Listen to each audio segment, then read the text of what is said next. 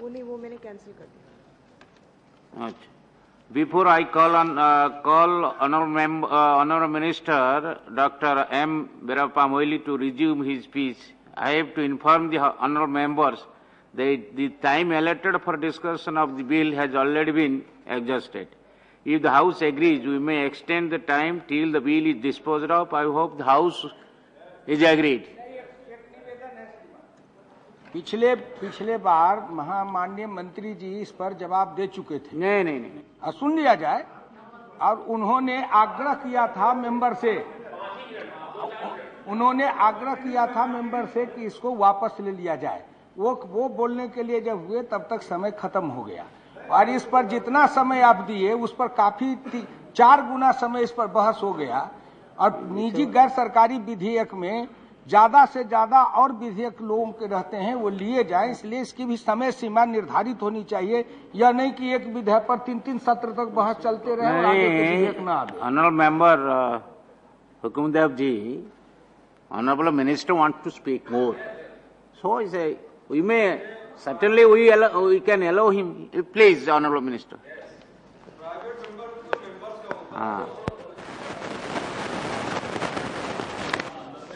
Chairman, sir, I thank you very much for extending time to provide an opportunity for me to continue my reply, which was started last time. I had already congratulated our most enlightened member of this House, Sri J.P. Agarwal ji, for moving this bill, and 18 other honourable members have participated in this. I heard very keenly the ideas which have been floated, and in fact, I have already gone on record to say that I have no dispute on the bill. I have no dispute on the argument which has been advanced by every member of the bill. But this is the goal. You have ultimately enlightened us to work out a roadmap to reach out that goal. I think to that extent, I think the Sri J.P. Agarwal's bill and the support which is extended by all the honourable members will serve the purpose. I must congratulate Sri J.P. Agarwal ji and all the other 18 honourable members for bringing out this bill and launch a very good argument. And I don't think that I need to analyze the features of the bill. But still, for the purpose of the recollection of the honourable members, I would like to illustrate only few features of the present bill. Clause 2 of the bill requires every voter to vote compulsorily at elections. And of course, few exemptions have been illustrated. Clause 3 of the bill requires the Election Commission to ensure protection and safety of the voters. Clause 4 of the bill requires the Election Commission to send the list of all the eligible voters who have not cast their votes to the central government or the state government, as the case may be. Clause 5 of the bill provides for making arrangements for several polling booths at convenient places for the purpose of casting of votes. Clause 6 and 7 of the bill provide for making appropriate arrangement for the persons engaged on election duty, special arrangement to senior citizens, persons with physical disability and pregnant women to vote at an election. The Clause 10 empowers the central government to make rules for carrying out the purpose of the proposed bill. As already said, every objective which has been reflected in the bill is highly laudable. And in fact, the arguments which have been offered in favor of the bill, if I may be given liberty to illustrate it. Number one, voting is a civic duty to comparable to the other citizens perform, and for example taxation, compulsory education or jury duty, etc. So again, I must tell you that, if the citizens think that, that is a basic thing. In fact, citizens are the foundations of this great democracy. Casting vote is really the fundamental duty which every citizen should perform. I think this is nobody can say that this is not good. And in fact, this has to be built into the psyche of the voters, psyche of the citizens. That's how the sense of duty, the sense of patriotism will have to be imbibed. Maybe that we may have to take not only the decision in this political arena, maybe right from the from the class 1, we need to incorporate it in the syllabus, the educational syllabus, in many of things. That is how ultimately the psyche is important. One C.G. Carl Jung, a German philosopher, he gave one statement. I quote, of course not the exact quote. What he meant was that human psyche is an important element. No drought, no flood, no big any diseases will be that harmful, particularly when we are far advanced in the technology of medicine or other things. But there is no remedy as far as the human psyche is concerned. Because human psyche of Bin Laden could demolish the World Trade Center. It was earthquake proof. But the human psyche is very important.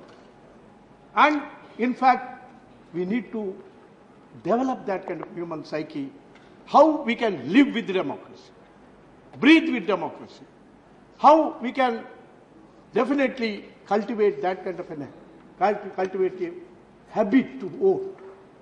So that needs a comprehensive approach, and the mere giving a right to vote is not the only political element which has to be viewed into it. This is what I would like to say. Another thing which is in favor of the compulsory voting bill is the Parliament reflects more accurately the will of the electorate. The will of the electorate will have to be totally manifested by 35 crores of the people, keeping out from the mainstream of the exercise of franchise. Can we say whether the will of the electorate has been reflected properly? That is the argument upon which Sri J.P. Agarwal and rest of the speakers spoke. Other thing is, government must consider the total electorate in policy formulation and management. That is a question of a participation in a democracy. If the people are not prepared to participate, even at the elementary stage of the formation of a government, can we say that there is a participation of the citizens as a whole in the process of a governance? The next point which you have said is candidates can concentrate their campaigning energies on issues rather than encouraging voters to attend the polls. Yes, it's a big investment. Enlighten the voters, canvass the voting. Ultimately, it rests of taking the voters to the polling booth. Is it necessary that we need to motivate them? Is it necessary to, coerce them? Is it necessary to tempt them? These are all the basic things which you have very rightly observed, because I think the day we stop canvassing for votes, all of them come to the poll. Perhaps that is the ideal democracy and India, we can do this. India, one day or other, it will happen that the people will definitely imbibe this kind of a fundamental duty to democracy and come and vote. This should happen, all of us should work towards that direction. The last point which we have canvassed, or the rest of the speakers, honorable members have canvassed, the voter is not actually compelled to vote for anyone because voting is by secret ballot. He has the liberty. Ultimately, what is important in a democracy or a success of a democracy is the fearlessness. Fearlessness, that liberates a person. I don't say, freedom movement, yes, to a certain extent. But ultimately, fear from poverty, fear from threat, fear from threat, that is the real liberation which you should find in a democracy like India. We need to arrive at that. So, that is why I am not going to give any argument against it. No one talked about against it. When nobody has talked against it, there is no point that as a minister I should come and say the bill is as flawed on these grounds. So there is no question of giving an argument against it. But now, let me come to analyze some of the highlights of this bill, and it reflects what is the intention, the content of the bill. In 2009 Lok Sabha election, Chairman Sir, elections, the total voters were 71.66 crores, largest electorate in the world. We are proud of it. Largest electorate in the world. Total voters casting their votes is 41.66 crores. Almost there is a great gap of 30 crores of voters who did not participate in the process. Claiming that the largest democracy, largest parliamentary democracy, the largest electorate in the entire world, but 30 crores keeping out of that. That's a tragedy of democracy, travesty of democracy. We need to set right that. And it's not a new phenomenon. Compulsory voting has been in prevalent in about 20 countries and is succeeding. No country which has taken recourse to compulsory voting has retreated or withdrawn from that position. So it's a successful experiment. It is also reported that number of candidates in Lok Sabha elections have won by margin of 13 to 16% votes. However, margin will definitely depend upon the number of candidates. There are candidates and candidates. I don't want to narrate. Who have won the election but lost the deposits, forfeited the deposits. The number of candidates. It is some sort of if I can term it, it is some sort of a Pyrrhic victory. Pyrrhic victory. We can't say that it is an actual victory. The deposit of the candidate shall be forfeited at the election where the poll has been taken and the candidate is not elected, and the number of valid votes polled by him does not exceed 1/6 of the total number of valid votes polled by all the candidates. It doesn't synchronize with the winning. This is how, even if they forfeit their deposit, they win. Election Commission is making all efforts to campaign for awareness. A lot of money spent from the Election Commission, by the Government of India, by the state government, to create that kind of an awareness. But even then, there are several reasons. I don't say there is one reason for restraining from going to the poll. There are reasons and reasons, which are genuine, legitimate. Some of them are imposed. There are sometimes the voter list, you find the name, when they go to the poll, you don't find their name. It has been already wiped out. And we need to provide that kind of accountability to those people who prepare the voter list. This is one of the reform which I am at it, and we are going to do that. And there are people who are willing to vote, but their names are not found in the voter list. These anomalies do appear. In the case of general election to the Lok Sabha, the President issues notification under Section 14 of the Representation of People Act, calling upon parliamentary constituencies to elect. Similarly, under 15 of that Act, the Governor of the state calls upon the Assembly constituency to return votes, because there is a small error, because it is not the Election Commission who declares election. it is the government which does it. However, the Election Commission issues necessary notification in respect of the election. In 2009, Representation of People Act was amended and made provision for appeal to the district court, district magistrate, in respect of non-inclusion of names in the electoral rolls instead of the chief electoral officer. I think recently we got that bill also passed, and now it will become an act of the parliament, and we have done it. I have already said that India is a country of unity in diversity. And this word has a lot of significance. Not only ideological books, but in respect of all our life, and that includes the polity of this country. Now, coming back to the present Prime Minister's bill, private member's bill, I would like to say that the elections are the foundation stone of any democracy. Rather, I call it, this is the festival of democracy. We celebrate. It's a festival of democracy. And we enjoy it, because this is how you herald the democracy which is renewed again and again. And in fact, the conduct of free, fair and impartial election depends much upon the performance of three stakeholders. They are independent and impartial electoral machinery, political parties and candidates, and the electorate. These are the three stakeholders. All of them must act responsibly. In a democratic setup, every individual is enjoying certain rights, which inter alia includes the right to vote. They enjoy that right, unless these three stakeholders act, but along with the responsibility. I think somewhere we missed the accountability.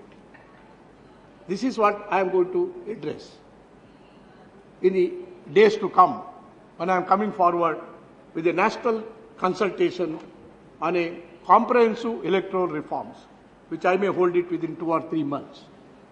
I am throwing up all these issues for discussion. Accountability is one such issue. How? The accountability will have to be, will have to be performed by all the three stakeholders. How to make it, network it, so that nobody fails. It's not only the responsible, but coupled with accountability. This is what the issue. I would like all the honorable members to participate in that great debate. I would like to do it for 2 days. We can have an open debate on that. And apart from the political, nowadays what happens many a time, we'll have a discussion among the political parties. I think we'll have to go beyond that. We'll have to invite not only the stakeholders, but the citizens of this country should also feel that, they are one in having this kind of a great debate. Because if we want to sustain democracy of this country, reach out the goal of every citizen coming forward. Maybe I don't know how far that perception is correct, but one of the body of the activists conducted a survey, and they found that about 20 to 25 crore of electorate who belong to the middle class, where some of them just joined to vote after 18 years, they consciously, deliberately have chosen not to. This is a danger. If that is so, we need to have I think, perception study and assessment of this. We have not done that. We do a lot of things, but to the perception, that kind of a study or a perception study or analysis of the attitude of the voters, why they are not voting, what are the reasons. We need to analyze, and unless you diagnose this, we will not be in a position to find the solutions for it. The idea in holding national consensus is one such idea, so that we'll have a perception study. Maybe that if possible, we'll make a very quick study, so that that study can be made available for the national consultation which we are holding in future. The right to vote in a democratic setup should be construed to include the right to vote if the conscience of a person does not allow him to cast his vote. Further, I would like to say that an electorate may not like to vote the election for a variety of reasons. He may not be satisfied with development activities in the area. He may boycott. That is happening even now. And instances are there in elections where villages after villages boycotted the election. They don't come to the elections because of the neglect by the representative or the government by way of protest against lack of development in the areas concerned. That's also one of the reasons. Non-voting in such cases is to focus attention on a particular areas. That is not a solution, in fact. That should not be the act of a responsible voter. I 100% agree with that. In fact, it is also true that an elector may not be able to vote due to reasons beyond his control, such as illness, inability to reach the place of voting. Sometimes they are prevented, his vote is cast. Vote has been cast here. That happens. Serious preoccupation with unavoidable exigencies of engagements or due to pressure tactics often employed by political parties or groups in elections these days characterized by what is known as muscle power. There are no such studies have been made relating to reasons for low polling. But I already said we would like to make that kind of a study. The money power, the muscle power, the caste power, the religious power, these are all the bad influences on the electorate. We need to eschew the atmosphere of a free and fair polling from all these influences and elements. Otherwise, we cannot call it as a free and fair election. We need to address them, and in fact, my reform agenda will address all those problems, which I am not going to specify now. Active participation in the democratic process by the people, no doubt, will strengthen the democratic traditions in the country. But such participation should better come out from the people voluntarily rather than by coercion or allurement. The coercion and the allurement, temptation, will have to be totally removed for a healthy development of a democracy. How to do it is a question all of us should address on that. Focus on that. It is in the best interest of this great nation. And a sense of duty in this regard should inform the people on their own. And it is this sense of duty which should be the motivating factor in impelling people to turn up at the polling stations in large numbers. The people have to be conscious about their right as well as their duties, and this consciousness should guide all their actions, including the voting of elections. It would, however, be unfair to blame the people for the low voting percentage. It's not a reflection on them. You all know that when we gained our independence in 1947, our literacy rate was only 16%. Everyone doubted whether this illiterate lot can exercise their vote properly. I must tell you that I have seen unpolluted voters are those who are really illiterate. More and more literate, we become more and more influences creep into that. I found many, in my own study as a poet and also a literary person, I found and also found as a lawyer and also a law minister in the state, the highest casualty of dowry cases are from educated mother-in-law, father-in-law and sister-in-law. They commit this. Literate. Mother-in-law, sister-in-law, they commit them.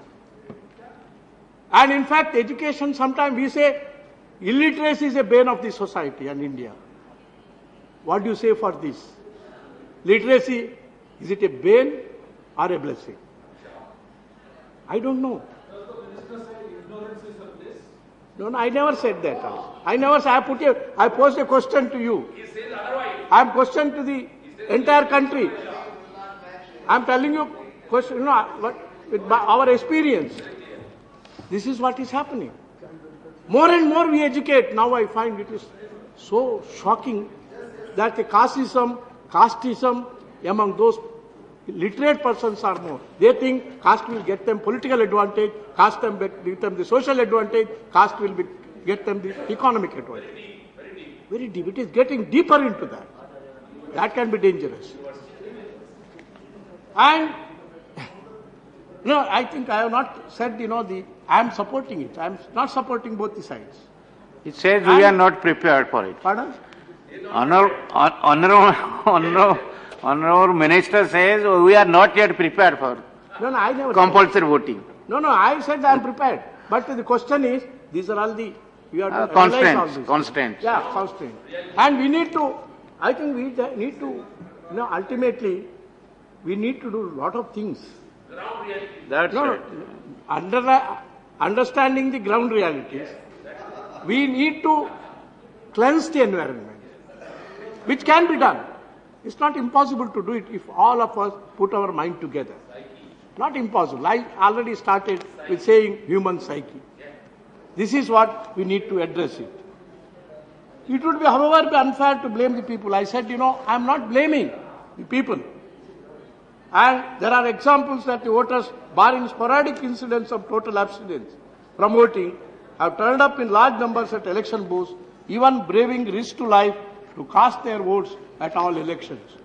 There are brave voters. They are prepared to vote, participate in the democratic, the festival. The Election Commission has also been exhorting people to realize the importance of their precious vote and also making all possible arrangements for their safety. And their measures have the effect of awakening conscience of the people. Ultimately, the conscience of the people ultimately result in the conscience of the nation. Conscience of the people will reflect in conscience of the nation. If the people have no conscience, the nation will lose the conscience. This is what we need to address the issue very clearly. And we need to add more teeth to the system, electoral system. A provision has been proposed in the fresh bill for conferring voting rights to citizens of India absenting from the place of their ordinary residence in India owing to employment, education, otherwise outside the country. Of course, it is more popularly known to NRI, but really it is not NRI in nature, but it is the Indian citizens who have gone to the other countries for employment or education or anything. They have a right to vote and in the address which has been put in the passport, their respective passport.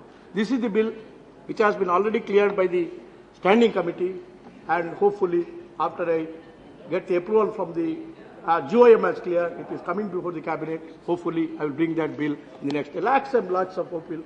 The voters will be added to the polling. Sometimes people do not have confidence in the contesting candidates due to various reasons that leads to low polling. Who is to be blamed? Is it the voters or the system? We'll have to correct the system. And still, sometimes those candidates do win. That will further strengthen their disillusion in the whole system. And in fact, erosion of confidence of electors in the electoral system of the country is quite dangerous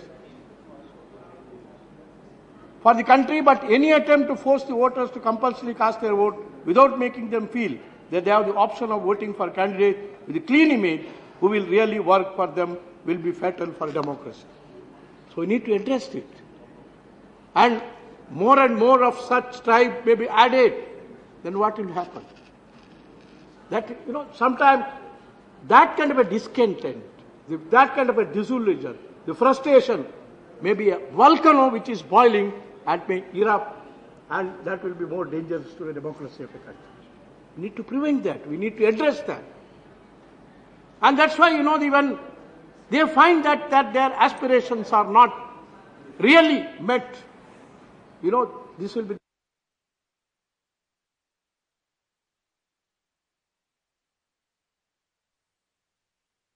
even they find that their aspirations are not really met. This will be the volcano. You may think that maybe a group of people or maybe an individual that is brewing, but ultimately that may surface in the democratic setup, and that is how many parliamentary democracies have been destroyed and devastated. Our country hope it will not become that. Before it becomes that, before it reaches that kind of symptoms are reflected, we need to rectify that. This is what we seriously should address. The Committee on Electoral Reforms of 1990, Dinesh Goswami Committee, appointed the government to go into various proposals on electoral reform, also went into remedial measures for low percentage of polling at the elections. I have gone through